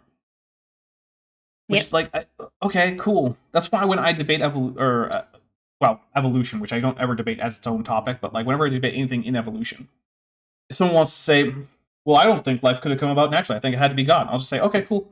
Yep. For the purpose of this debate, let's say God created life. Let's go. Because what difference does it make? It doesn't matter. Everything else is the same. Yep. Order. You know, you have that nice song, I like it a lot, Awesome God. I love that song. No, don't. You can't trigger me like this. You can't do that. You can't just be like, oh, let me just throw the name of this hymn or regular song that we sing in our church all the time, because I'm going to get PTSD flashbacks, and now the song is stuck in my head because it lives in my head forever. Thank you. I didn't ask for this or plan it in the advance. I was merely blown here by the winds of chance. By the way, Chesh sent me this guy's video and said we should respond to this guy on your channel. I hate this guy. So this guy's the worst. When Chesh says, I was blown here by the winds of chance, what she means is, she had this idea herself. And this is a self-inflicted wound. This is an own goal. Yeah, I hurt myself in confusion. Yep. I'm drinking. When you start getting into this, that's fair. You can just say, you just start saying, wow, God's too much.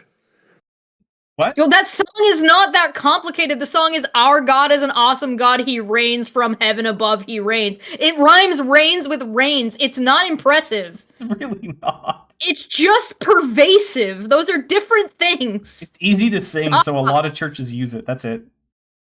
Yes, they're all like that. No, they're not. Not all churches use that song.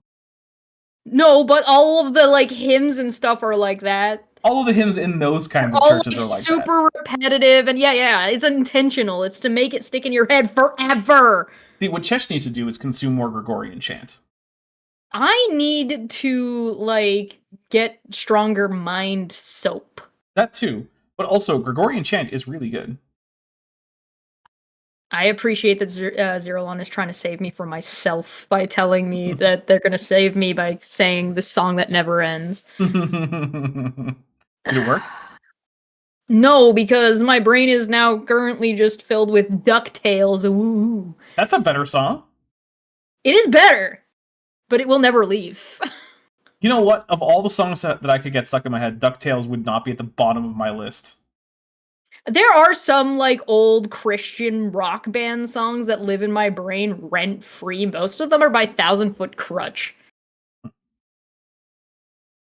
God knows nothing of lack. He knows nothing of smallness, and he knows nothing that's limited.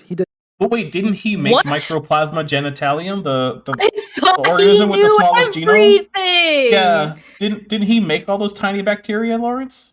Didn't he know about smallness? Is God not omnipotent anymore? Did he get downgraded? Yeah, he forgot all about all the small things. Now all he cares about are galaxy clusters and above. That's it. But you think God is interested in your life? Do you realize how small you are? No, God doesn't know anything about smallness. So, get out of here. If a modern movie needs hundreds of millions of dollars to be made and modern computers for special effects, how could any first movie ever be made over 100 years ago? It's a good question. Good point, Thierry. Yeah, Next pretty question. sure movies are miracles, all of them. Probably. reality. He goes overboard in everything. And Darwin says this about the eye. Okay. We're going to get the Darwin quote about how, it seems I freely confess, like hard to, inconceivable or whatever. And then we're going to have to look up that section. We're going to have to read the rest of it to see that what the rest of it is Darwin actually explaining exactly how the eye evolved in a way that, by the way, still closely matches what we know about the eye evolution today, both from living examples as well as fossils. So I'm just going to take a drink in advance because I know where this is going. I'm going to take a drink because I've been upset personally by the real fearmonger who is in the chat said, have you considered listening to a techno version of Our God is an Awesome God as a refresher? And I'm saying, excuse me? What? It'll have such a good beat, though. I cannot wait to start losing my memory because I'm old enough to do that. Suppose that the eye, with its inimitable contrivances for adjusting the It's focus what? to different Inimitable distances, for contrivances. emitting different amounts of light, Yeah, and for alright. correction of spherical and chromatic aberration, could have been formed by natural selection.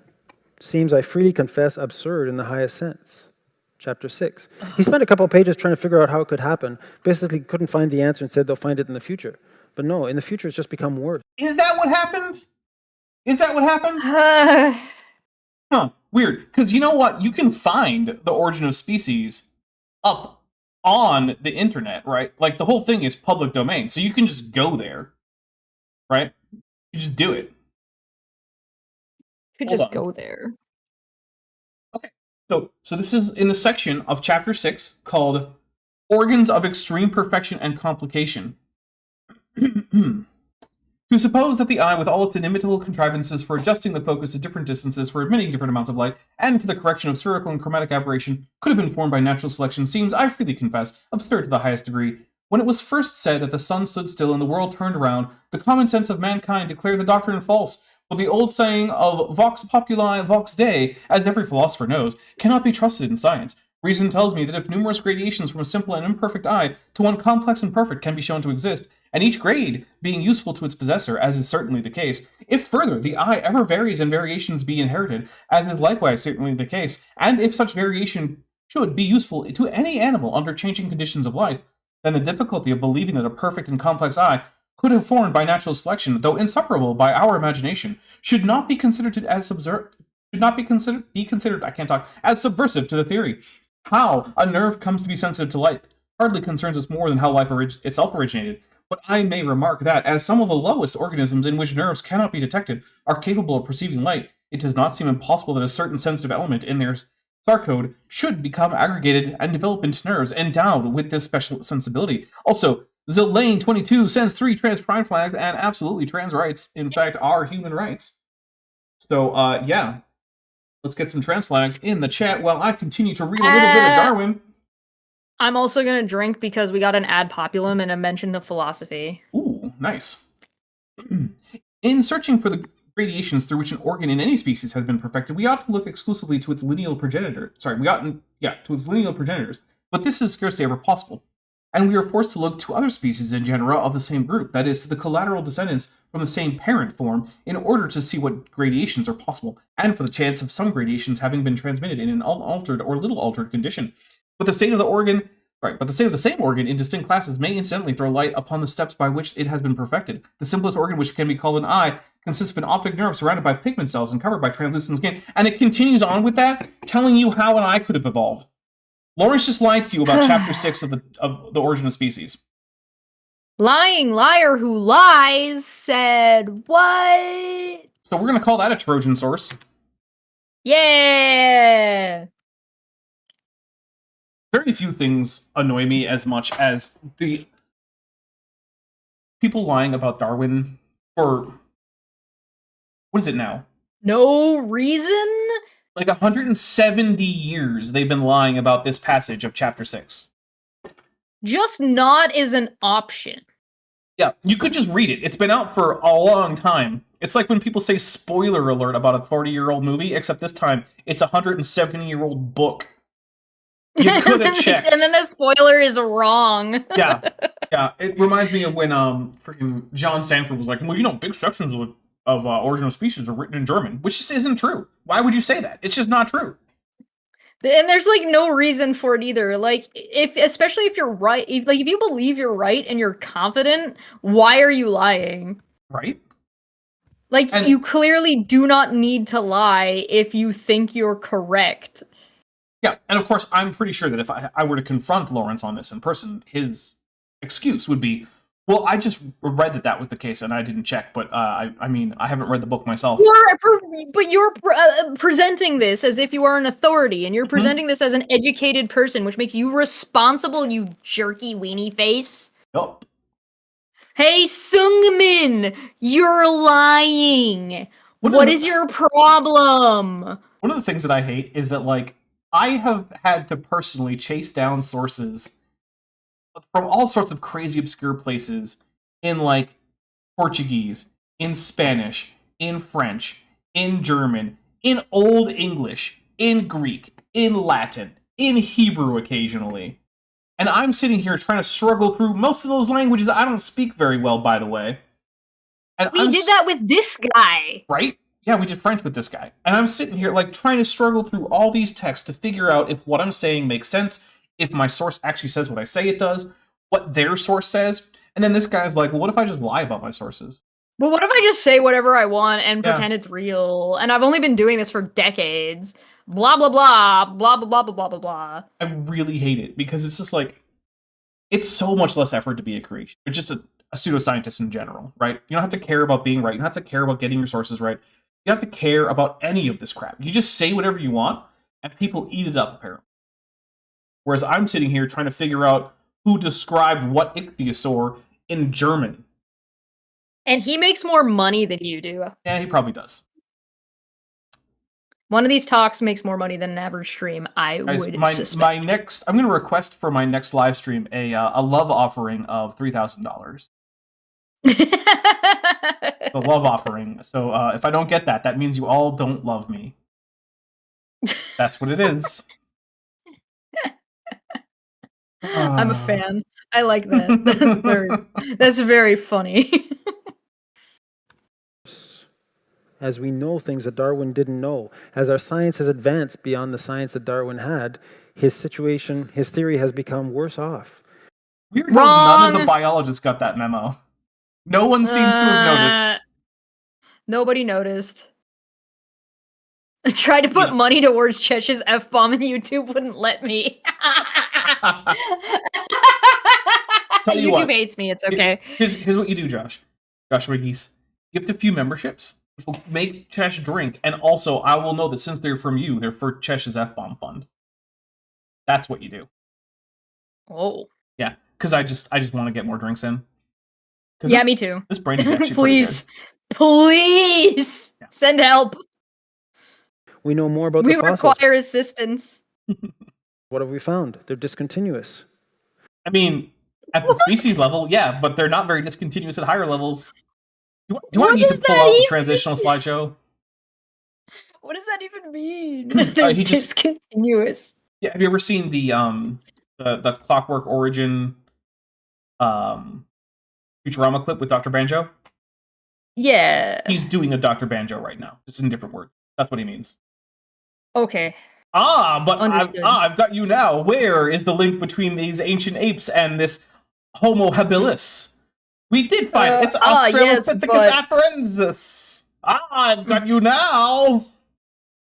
Yeah, That's so- continuously, no matter how many transitional It's such a fossils. good it's such a good bit. It is, and it's from like the weird era of Futurama where a lot of the episodes weren't that great. Yeah. But that one was just a banger. Yeah, that was a good one. I love the I love Trilobots. Futurama. The Trilobots were one of my favorite things in that episode. Yes. We know more about the cell. What have we found? It's much more complex than he could ever imagine. We know more about DNA. It can't come around on its own. So what? That is literally one guy's imagination and one guy's opinion X number of years ago. So what? Josh, good news. You've been funded for several F-bombs, and Yeah. you get to drink 10 more times. Josh, you're my favorite. Here's one. 3.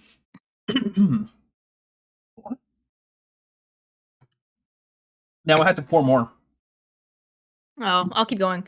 Okay. 6, 7, 8, 9, 10 for me. Okay, well, I take my final 6. Tesh is going to tell everyone all about Warhammer. Everything that she knows. She's going to tell you while I take 6 more drinks. Okay, everything I know about Warhammer. It's got a really long history that correlates somewhat to things that have happened in real life, as well as things that are analogous to things that have happened in real life, including things like fascism and brothers fighting each other, and one guy is a super duper dick. But also that it is a tabletop role-playing game that works on like a large-scale army situation, and I do know that Dapper won a competition once for painting minis. Well, And like painting minis is a whole shtick. Okay, to be more clear, I won a doubles tournament in which having a painted army and being best painted were both worth points in the tournament. You told me to say what I knew about Warhammer, not what was accurate. Okay, but then when you said somewhat inaccurately that I had won a painting competition, I didn't want people to think that I actually had won a painting competition, because I didn't do that. Okay, thank you. Why does anybody bring... I can't be brought anywhere. No. Yeah, I am a problem. The real reason I'm going to Australia and not Canada is because I can't have my parents meet.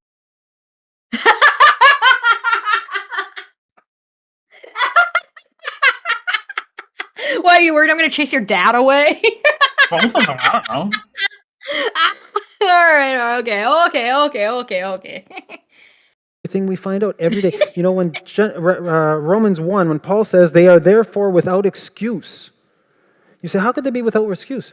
How can you look at that? Oh, it's easy. Ready? Paul's wrong about this.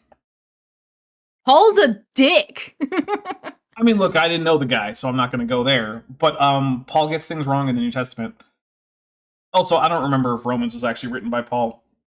And I just want to throw out that, like, Jesus literally told these people, allegedly, to their face, and they still got it wrong and didn't listen to what he said. So I don't know why anybody expects anybody to listen to what he said now. And not relate that to a creator. How? What? Okay, let's go to... well, the answer is that nothing that we've encountered has been put into the category of couldn't happen by natural causes. Everything's been in one of two camps. We're not sure, and definitely could have happened via natural causes. That's fine. Now, if you think that there's some part of science that couldn't have happened via natural causes that's currently in the we don't know button or bucket, I don't know. I'm not going to tell you not to think that, right? Like, whatever, that's fine. If you think that there being a god is more philosophically satisfying for various reasons, like, okay, fine, I'm not going to tell you not to believe that. But if you're going to look at science and be like, well, God obviously is needed for this, then we just don't have anything like that right now. Maybe we will. Maybe we'll find something where it's like, well, yeah, we've exhausted every single possibility and there just doesn't seem to be anything. It seems like it must have been something that just defied the laws of nature. Okay, cool. That sounds like a God thing right there. Maybe that'll happen. Hasn't happened yet. But there are options. I'm open like to there it. is no. It's one of those things that there's when you talk about this is the difference between talking about science, theology, and philosophy, right? And all of these are ultimately studying the same thing. It's just studying like the way we live and what made things, and then thinking about things. So we put these arbitrary lines between them to define them in a way that makes it easier for us to communicate and understand amongst ourselves, but ultimately they're not really any different. But if you want to talk about like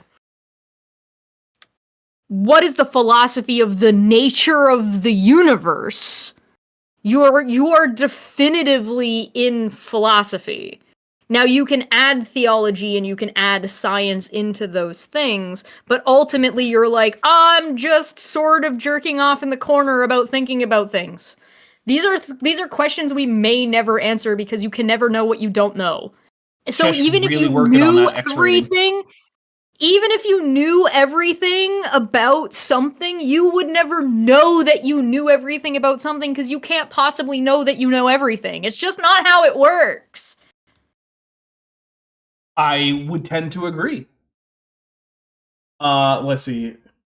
The right hand says, Chesh, more like Dapper is afraid of having to call you sister because his parents chose to adopt you. Oni-chan! Look, you know what? Ooh woo for me, Dapper. I could think of worse people to have as a second sister than Chesh.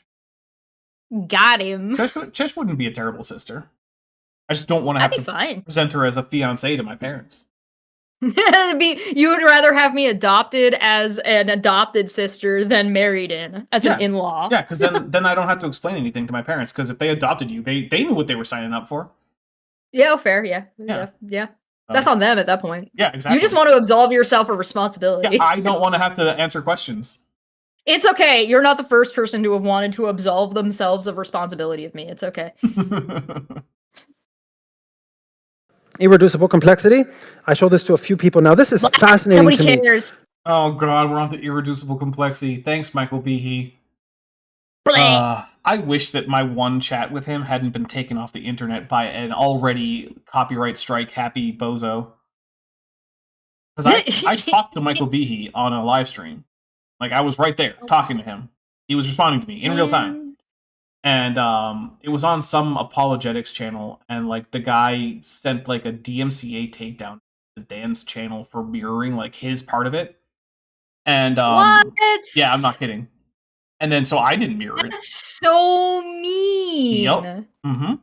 How embarrassed were you that you had to do that? Right. Loser. But my favorite bit was so Michael Behe was a so-called star witness in a Can Creationism Be Taught in Classrooms if you just call it intelligent design courtroom case. And he just bombed on the witness stand. It was embarrassing. Oh boy. Yeah, so I asked him about that case, and I didn't want to pick too hard at the fact that he was just a disaster on the stand. So I said, you embarrassed yourself. We all know that, but moving on. So I said, like, in that decision, the judge gave us a list of criteria for what should be allowed to be counted as science for purposes of teaching it as science in a science classroom. Right. And do you think that intelligent design now, decades later, has met those requirements?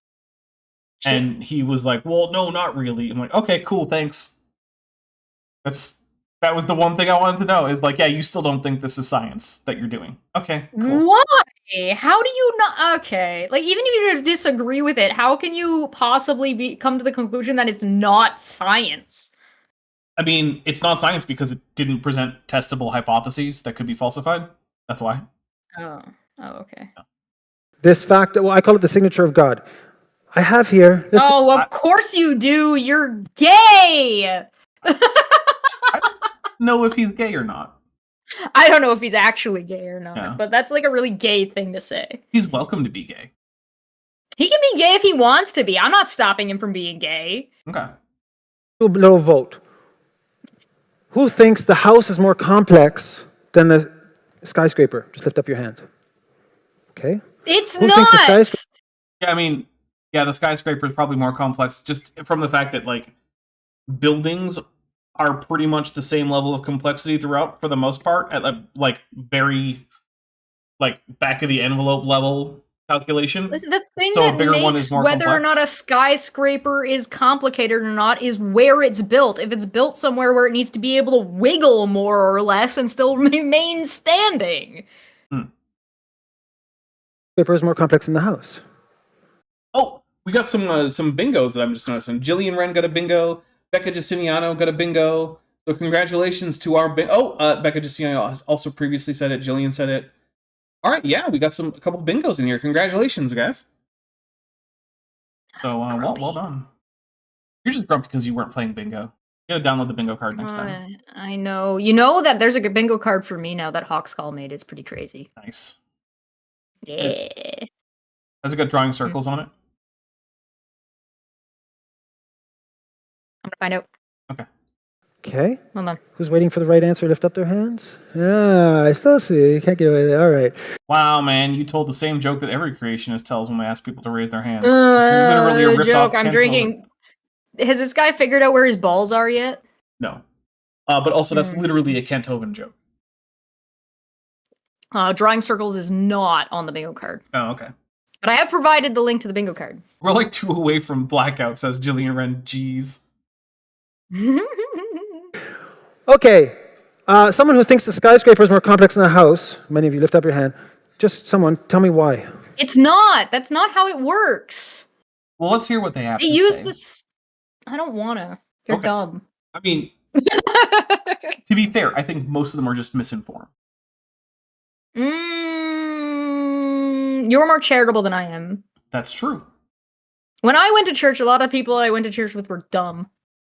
Okay, but that's just the population at large. Oh. Foundation? It's a more complex foundation. Has to be deeper. I don't know if deeper means more That's complex, what she said. but also, yeah, that's what she said.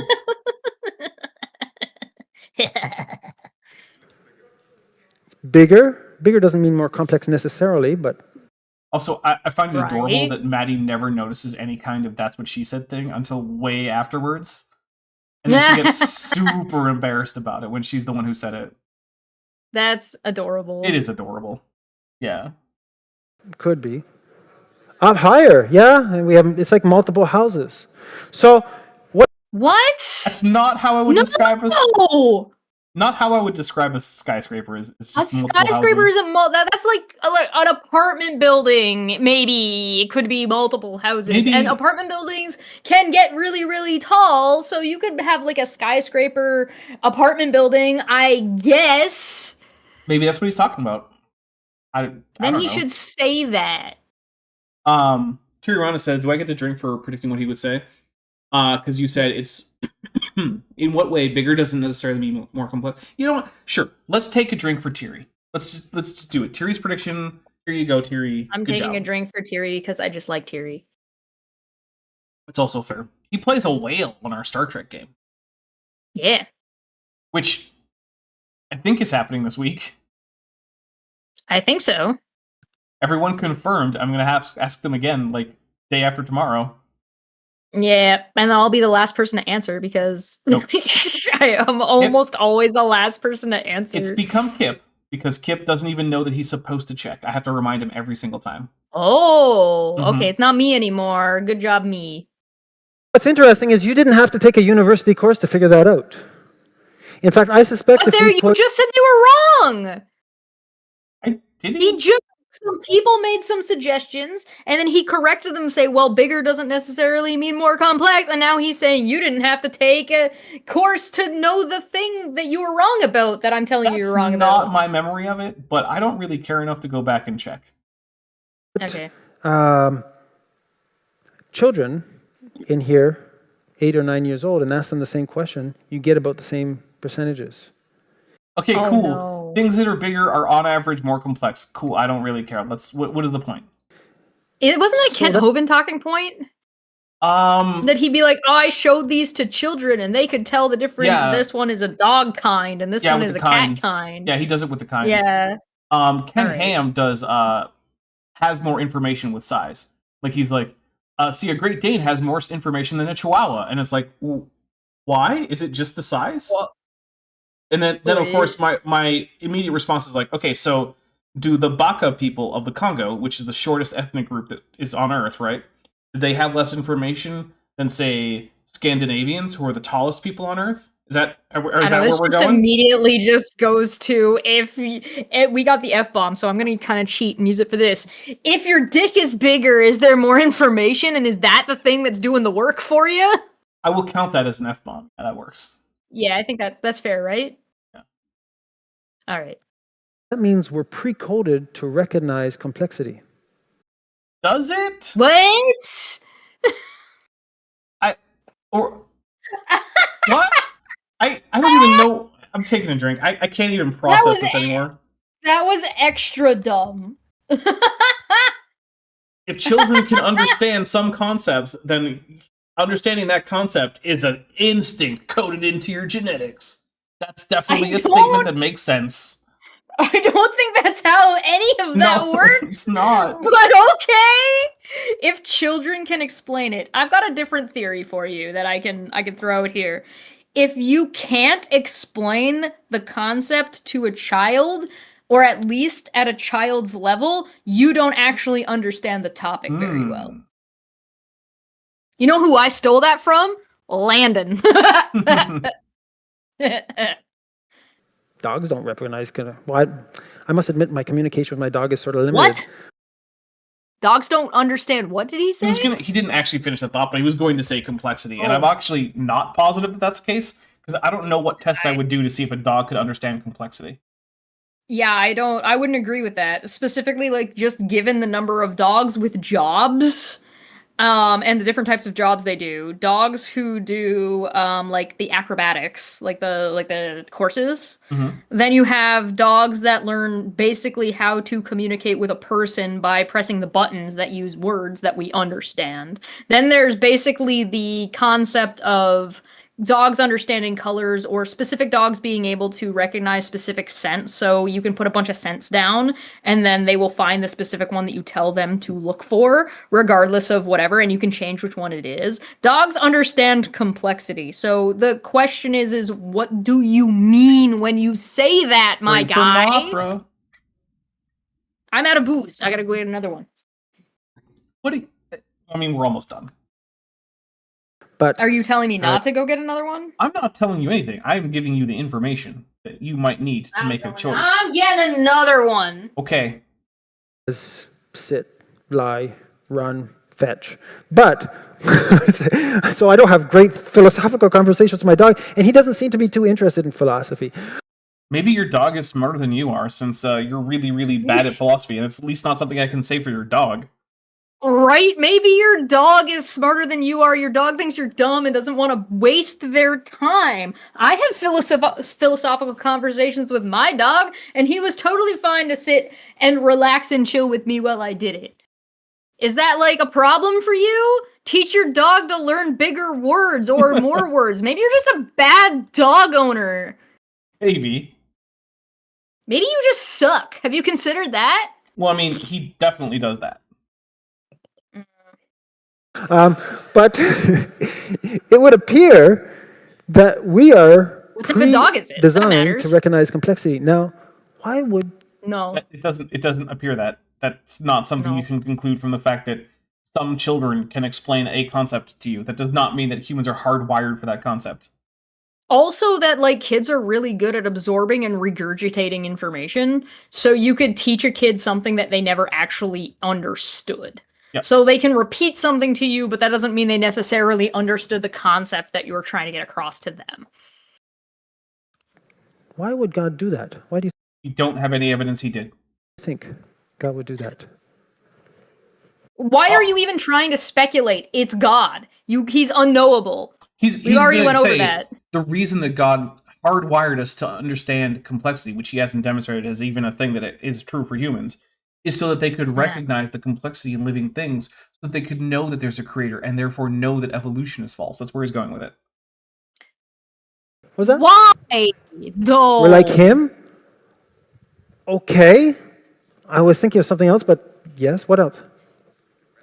I was thinking, don't give me your answer. That's not the one I'm looking for. I hate when the speaker is looking for a specific answer, and people give perfectly valid answers, but they're not the one he's looking for. Like, just So he says answer the no? question yourself. Yeah, stop it. Just stop it. I hate this. See the complexity and understand where it came from. Right. Yep, it's exactly what I was saying. Yep, okay. Whoa, prediction, take a drink. Yo, I'm not, dude, my guy. I'm at the point where I'm starting to feel like I have personal beef with this man. Who doesn't even know that you exist. No, he doesn't know that I exist. I wish I could remember if he was actually at my church or not. I'm trying to remember if I actually saw him do a literal talk, because I know I had his videos, but I don't remember if I was there for the actual talk that he showed up at. And I wish I knew, because I want my money back. Chesh and Lawrence are going to have the actual Scarlet Witch and Thanos conversation from Endgame. Where Chesh says all these I don't horrible even know who things. you are. Exactly. So it's sort of like a painting where we have a Rembrandt. What? Oh my goodness, we're not going to get into the painting thing. We're done. We're done for now. That'll be for later. That'll be for later. I'm gonna update my timestamp here. We went past 3 minutes. We beat the over/under. Barely.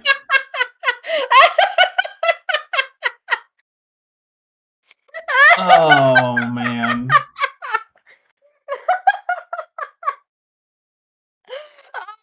Dying. I wish I had the actual ones that I had. My mom looked for them. My mom was like, "Oh, I'll see if I can find them," and she like went through all of like her junk, and unfortunately, she was not able to find them. But there's one bit, and I don't know if he's ever gonna get to it in these talks. I'll make a prediction now and say like, hey, I'll put my neck out and say he's Like, going to get to remember. this eventually. Yeah, like that's okay. Chat will remember. I'm not gonna remember. Chat's gonna remember. I trust them. They'll remember. I'll make a prediction now.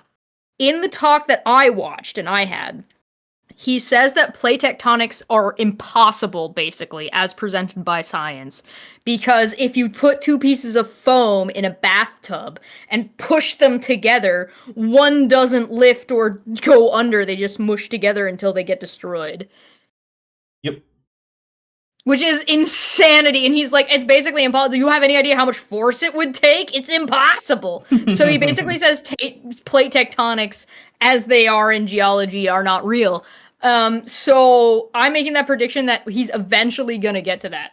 Well, that would be a very In silly the place ones for we're him to get watching. to, so I think you're right. Yay! All right. So, Chesh, what do you have coming up that you want people to know about? I'm if you like gaming and stuff, I'll be on Low Energy Vid's channel. You should come and check it out. We're doing Final Fantasy VII Rebirth remake. Sorry, we're on the first one. Remake, and we're just getting to our girl Tifa, best grill ever. She's one of my top 5 girls in video games ever, and you'll never guess who my number 1 is. If somebody actually does guess in the chat or the comments, I will tell you you're correct, but you'll never guess it. I'm also doing Harvard stuff. So if you're interested, I'm doing Harvard online courses. And you can come and join, and you can sign up for them too, and they're free. So you can do it along with us if you would like, or not, or whatever. It's fine. It's silly. It's a good time. Dump Up Fridays on Fridays. Oh, yeah, there you go. Also, I'm pretty sure you Volcano put Show an is E Friday. in there whenever you do it. Dumb Feck Friday. Yeah. Because, I mean, I've Yeah. seen Dumb Feck Friday. It doesn't have a U. Yeah. Anyway, Yeah. let's see what's coming up over here. So on Thursday at 11 a.m. Pacific, 2 p.m. Pacific. Sorry, I mean Eastern. I know what time zones are. It's November of 2025. Give me a little slack here. Everyone's tired. Yeah, basically. We're going to be doing the final episode of Baritone Creationist, Creation Science Denial. Science is a Conspiracy.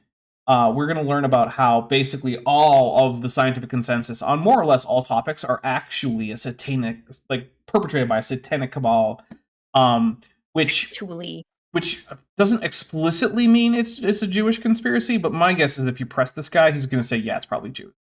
Probably the Jews. It's probably his conclusion. Because I have been arguing. Yeah. I've been watching Nick Fuentes and Tucker Carlson, and that's on Thursday to watch the second half of that, and that is all about how the Jews. yeah. His bads. Turns out a lot of conspiracy theories are actually about the Jews when you get down to more than just the surface level. But anyway, that's on. So boring. Pick something better, right? Like pick a different ethnic group. Right? Like, can you give us something to work with here? It's the Catalonians. It's always been the Catalonians. Just go with that. At least you would convince people to like educate themselves to something new. You know what I mean? Yeah. Oh well. Let's see. Then on Friday, maybe we'll have Star Trek. I don't know. I've said we're gonna play Star Trek for like a month and a half now, and it's never actually been true. So I'm gonna say that we're maybe lying to everybody. Yeah. I don't know. Check Top Hats Off. There might be a Star Trek game at 6 p.m. my time, so it's 5 p.m. Pacific. What is that? 8 p.m. Eastern. So there you go. Then on Saturday, I should be back with Kip and Vishanti at 11 a.m. Pacific. 2 p.m. Eastern for more Brian Thomas, or as little Brian Thomas as you allow, because, remember, every time you super chat, it actually reduces the total amount of Brian Thomas we have to listen to. Then next This is what's happening here. Yeah. Next Tuesday should be Matt with Maddie. I do have to double check with Maddie, but assuming that she is good, which she usually is, that'll be next Tuesday. We'll be back with the Matts, who are in fact dumber, although possibly more honest than Lawrence Tisdall. That is impressive. I'm not gonna lie. I'll give him that much. Like his absurd lie is probably one of the most absurd, impressive lies I have ever seen. He lies so much he could be a GOP candidate for the presidency. He could also be considered joining the Conservative Party of Canada and hanging out with Pierre Poilievre. He's also French enough. Yeah. He's more French than Pierre Poilievre is. That dude changed his last name to sound more French. And no, nobody has guessed it in the side chat yet. You're never going to guess what my number one female character in video games is. You'll never guess. Is it the Imperial Guard, like, lieutenant from Space Marine 2? Nope. You'll never know. You'll never figure it out. Because I don't know if you know, but all the chuds were upset that there was an Indian woman in Space Marine 2. There is a hidden playlist on my channel that explains the entire thing. You'll never find it. Unless I make it public. You could find it and then send it to people. I could just make it public. If you do that, you could do that. That would be actually very funny. I probably won't. But all right, well, everybody, thank you so much. There are worse things that are in my private YouTube that you could make public. Well, anyway, I'm going to be heading over to my Discord channel or server over in just a little bit. We're going to be watching Godzilla vs. King Ghidorah, which is in fact the time travel Godzilla movie, if that's something that interests you. And yeah, other than that, stay safe out there. I hope that everyone has a wonderful rest of your week. I hope to see all of you on Thursday. And furthermore, ICE must be abolished. Hey, before you leave, I just want to take a second to thank my patrons and channel members, especially those pledging $20 or above. Ben Tovand, Tapioca Weasel, Sphincter of Doom, Regios, Landon Knoll, Ian Chen, Eleron Teller, Phil Rivera, Kelvin Rostick Van Manen, David Hercules, Joshua Geese, Volas, Dan Sheedy, Pega Jace, The Plastic Mouse, Arrow Dodger, Gordon Love Science, Amber Athelian, Prixie Purple, Agricola Siqua, Max Cherry, North Texas Fossils, and John Ackerman. It's because of my channel members and patrons whom you're seeing on screen that this channel can stay afloat. Without you, it would all shut down. If you want to join the team, there's a link to join the channel below this video, and there's a link to join the Patreon in the description. On the Patreon, you can get a 15% discount for pledging annually, and either way, you get early access to virtually all of my scripted videos months before they come out for the general public. Thanks for watching.